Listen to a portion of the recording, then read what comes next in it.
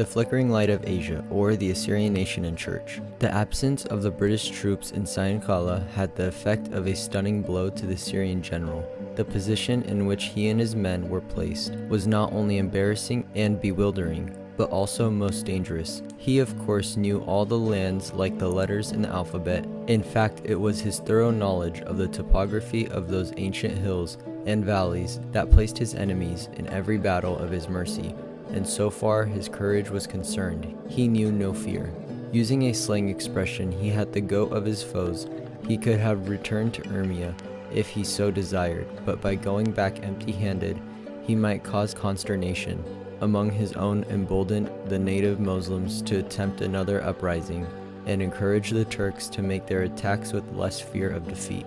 It would be better, therefore, for the moral effect both upon his own people and upon his enemies, to have them remain under the prevailing impression left in the minds of all by the visit of the strange messenger from the untrodden realm of the air. He accordingly decided to keep on till he had found the British.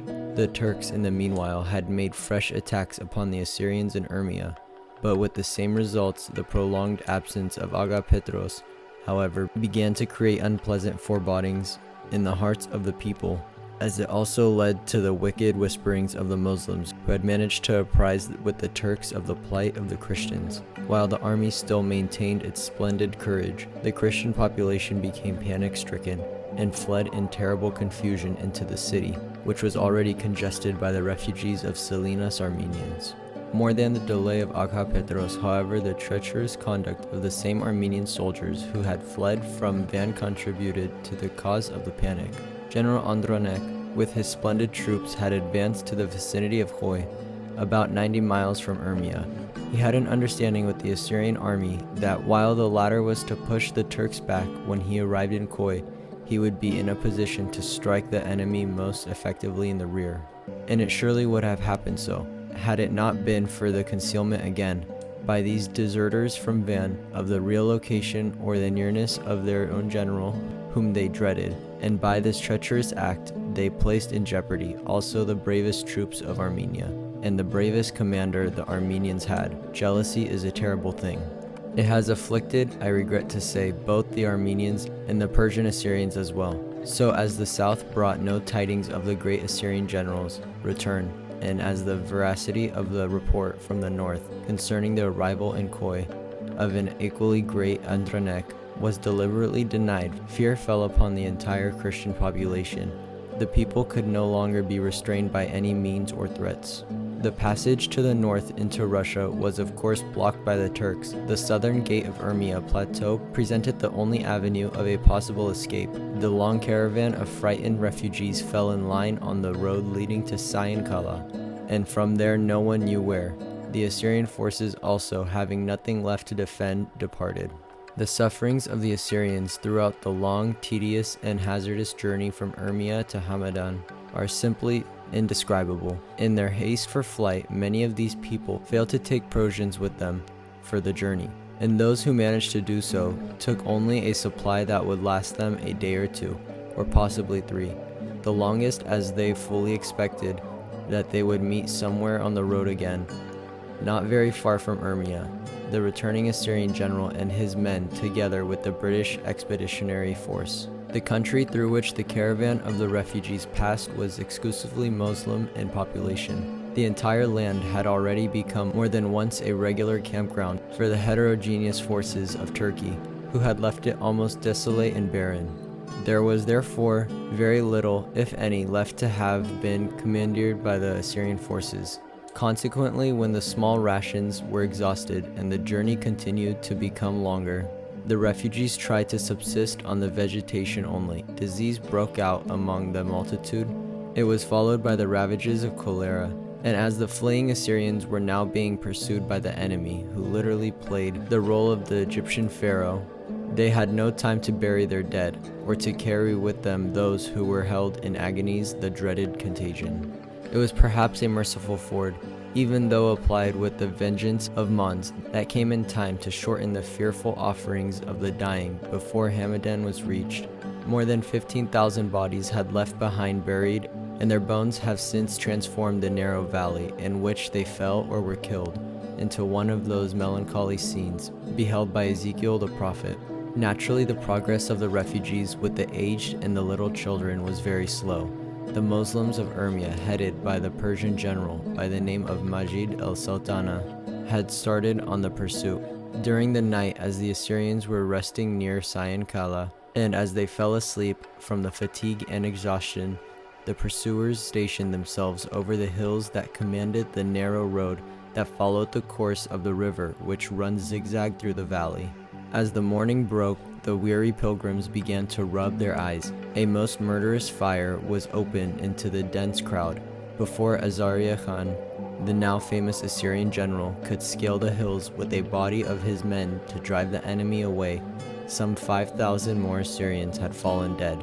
The crowds were so dense that the victims fell like leaves as from the autumn trees. The Persian general, after this heartless slaughter of women and children, sent a telegram to his superiors in Tabriz, the contents of which became known later. The telegram read, "I have sent a few more thousand dogs into hell, with their numbers daily thinning down. The Assyrian refugees, barefooted, half-naked, hungry, emaciated, and sick, arrived in the city of Hamadan, where Daniel of Shushan's fame had beheld these political convulsions in his prophetic vision."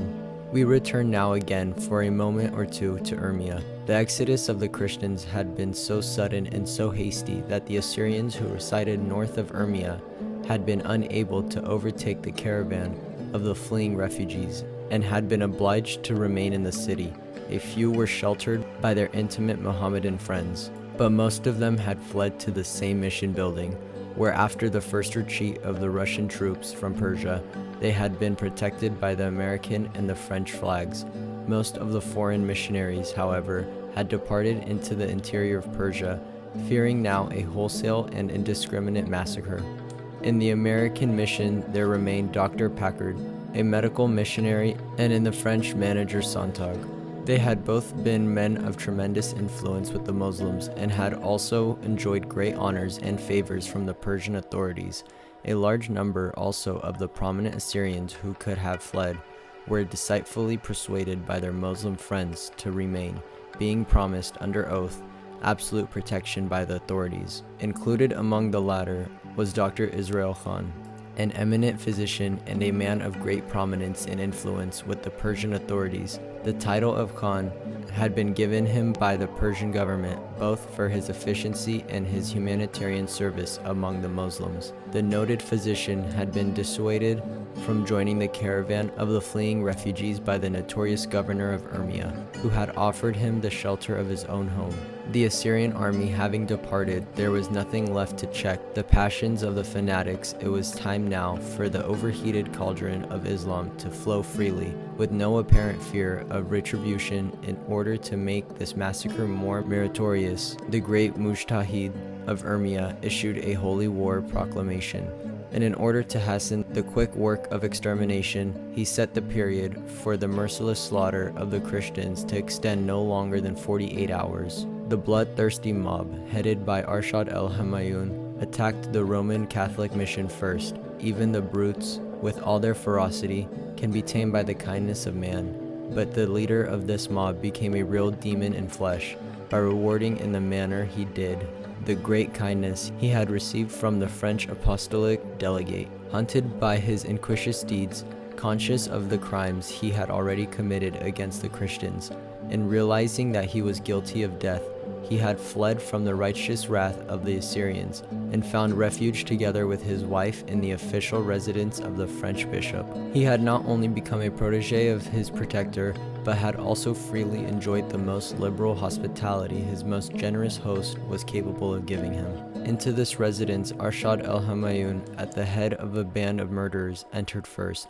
He had the hands of his former benefactor tied up. As a favored guest of the French bishop, he had become familiar with the entire layout of the interior of the house. He knew where the unsafe was, which contained not only the ever plentiful funds of the Roman Catholic mission, but also thousands upon thousands of tumens of the Assyrians' money, deposited there for safekeeping. The bishop's residence had been practically turned into a vast storehouse that resembled a gigantic wholesale rug store.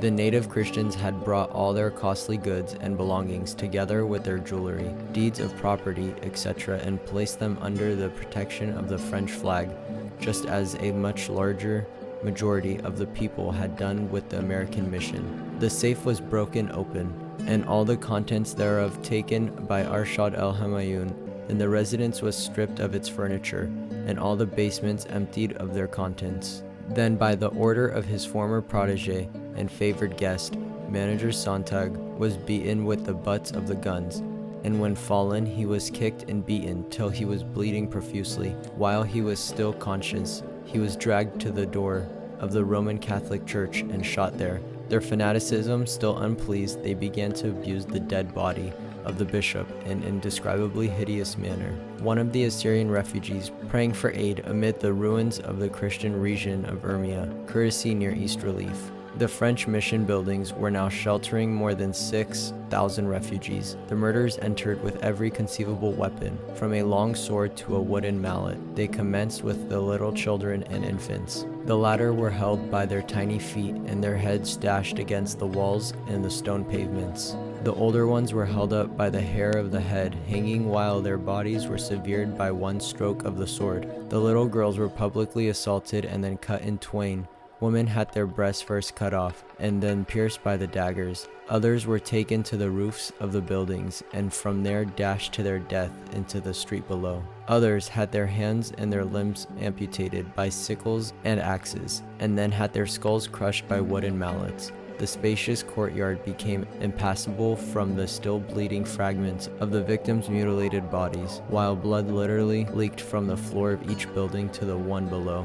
Of the entire number of the Christians, estimated at more than 6,000 in the French mission buildings alone, not more than 60 souls remained who escaped in a miraculous way, and all the rest were put to death in less than 48 hours, the official time for the application of the mandate of the jihad. The barbarous brutality was likewise practiced in the buildings of the American mission, which yielded much larger revenues in plunder than the Catholic mission. Only the custodian of the latter escaped the fate of the French delegate, and this was probably due to the influence of or the fear from his former Kurdish patients. Dr. Israel Khan, who had been persuaded by the governor to remain under his protection, was delivered by the latter to the mob.